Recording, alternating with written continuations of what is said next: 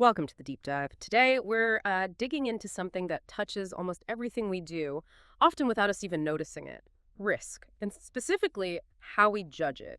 It's really quite something how our brains handle risk, isn't it? Think about flying. A lot of us get that knot in our stomach boarding a plane, picturing the worst. But the actual chance, the fatality rate per flight, it's tiny, like 0.0000001%. Now, compare that to, say, heart disease. Globally, it's about a 1 in 6 chance over your lifetime. But do we worry as much about diet, about exercise? Often, maybe not as much as we worry about that flight. And this kind of struggle, this misjudging of risk, it happens with our money too. So our mission in this deep dive is really to explore sources that help us understand and manage investment risk properly. The aim, simple, really, helping you invest with more confidence because you've got that deeper insight. That's a great way to put it. Risk is, well, it's everywhere, no doubt. And yeah, often misunderstood.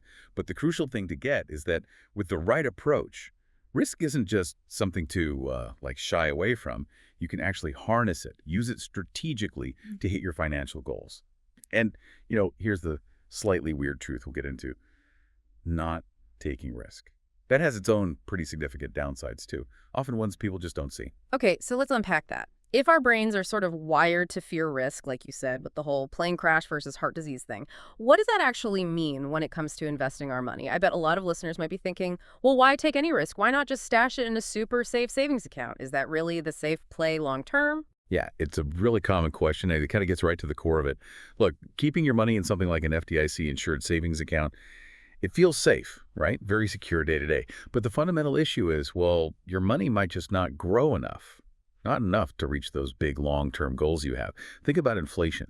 Just the slow, steady drip of your money buying less over time. What feels safe today might actually leave you short tomorrow. That's the risk of not taking risk. You risk falling behind.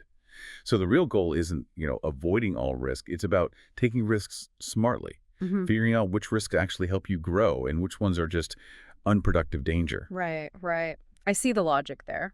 So, okay, if we accept we need to take some risk and do it wisely, where do we start? What are the sort of, I guess, the foundational pillars for managing risk confidently with our investments? It really has to start with a proper risk assessment. And think of this less like ticking boxes, more like a full financial health checkup. You've got to look at the whole picture.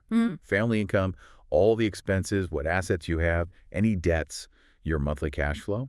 And something people often miss, how concentrated is your income source? Are you relying heavily on just one job, for instance? And then, really critical is stress testing, running those what-if scenarios. What if there's a sudden job loss, a big unexpected expense, a major market dip? Can your financial setup handle it? This isn't just for, big banks. It's super important for individual households, too.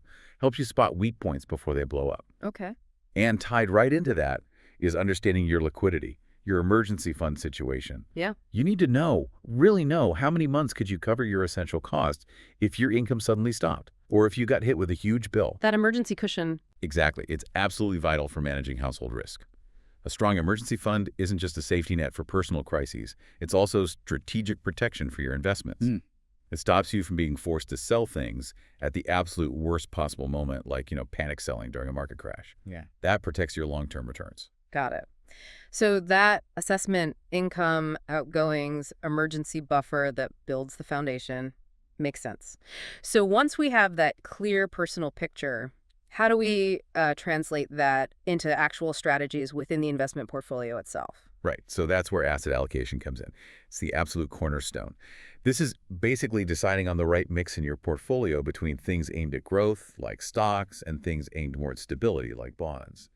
And what drives that mix? Mostly two things: your time horizon, how long until you actually need the money, and crucially, your real risk tolerance. Not just what you say you can handle, but how you genuinely feel, what you do if the market suddenly drops, say, 20% temporarily. Yeah, how you react in the moment. Precisely. And here's the thing that's kind of mind-blowing. Everyone gets caught up trying to pick the next winning stock, right?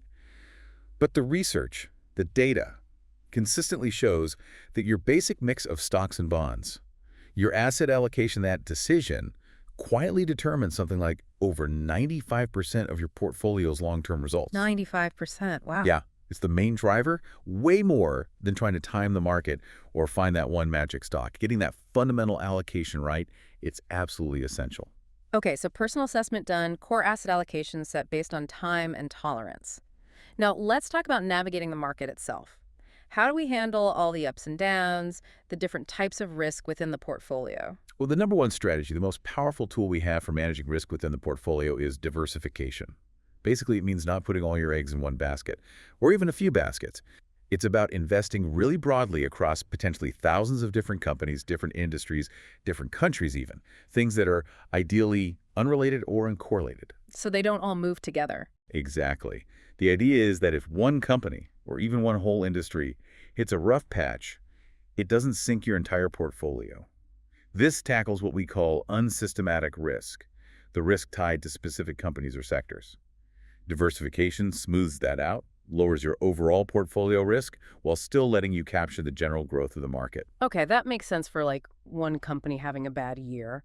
But what about those times when it feels like everything is going down, 2008 or early 2020? Diversification doesn't feel like much help then, does it? You've hit on a really important point there. Diversification is great, but no, it doesn't get rid of all risk. There's another type, what we call systematic risk. Think of it as just the risk of being in the market itself. This is the risk driven by big macro events that affect pretty much everyone, major recessions, unexpected interest rate hikes, global shocks like the COVID pandemic. Right, things that hit the whole system. Yeah. Exactly, systematic. Now, the key thing to understand about this type of risk is that while these shocks can be really scary when they happen, historically they tend to reverse over time. Markets recover. That's why staying informed is good.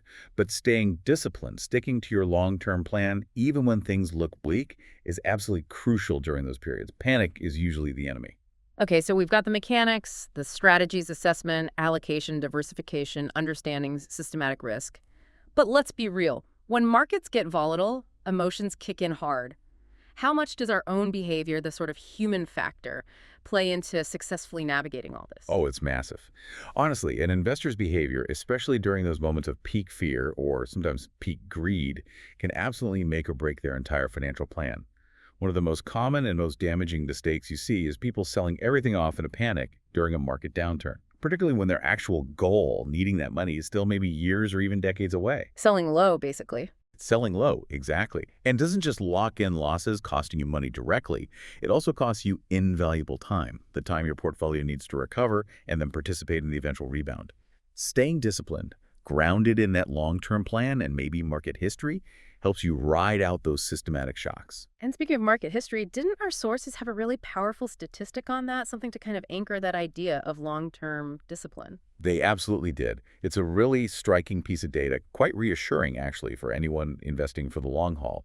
If you look at the S&P 500 index, which represents big U.S. companies, and you analyze every single possible 30-year period, going all the way back to 1928 and looking forward, well, up to recent data ending near 2025, the worst average annual return over any of those 30-year spans, it was still positive 8% per year. Wait, the worst 30-year average was plus 8% a year? That's right.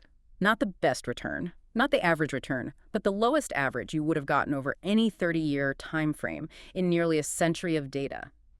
Understanding that, internalizing that history can be incredibly powerful. It can help shift your mindset, especially if you have a long time horizon. Instead of panic and fear when markets get rocky and uncertain, it can foster persistence, patience. Maybe even seeing downturns as opportunities to invest more, knowing the long-term trend.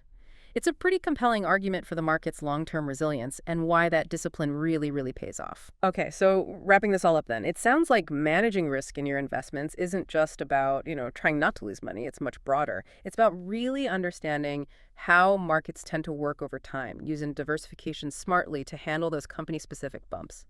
Building the right asset allocation that actually fits your life, your timeline, your comfort level. And crucially, having that plan for life's curveballs, those what-ifs. That sums it up perfectly. With that kind of thoughtful approach, that solid understanding of these core ideas, you really can take the risks that are actually necessary, the ones that help you reach your financial goals, while steering clear of the risks that just don't offer a good potential reward for you.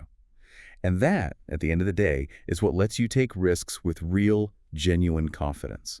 Not blind faith, but informed confidence. So as you, our listener, think about everything we've unpacked today, here's something to consider. What's maybe one specific part of your own financial approach right now where applying these ideas about risk management could help you feel more confident about the journey ahead?